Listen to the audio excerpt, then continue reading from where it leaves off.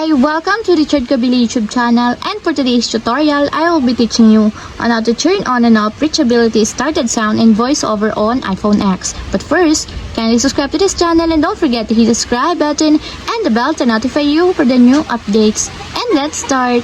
Using your iPhone X from your home screen, first go to Settings. Then in the Settings, scroll down and find the Accessibility, then Top. Then in the Accessibility, go to Vision section and then tap the voiceover. Then in the voiceover, scroll down and then tap the audio. Then after that, in the audio, tap the sound and haptics. Then in this part, in the sound and haptics, scroll down and go to System section. Then tap the Reachability Started.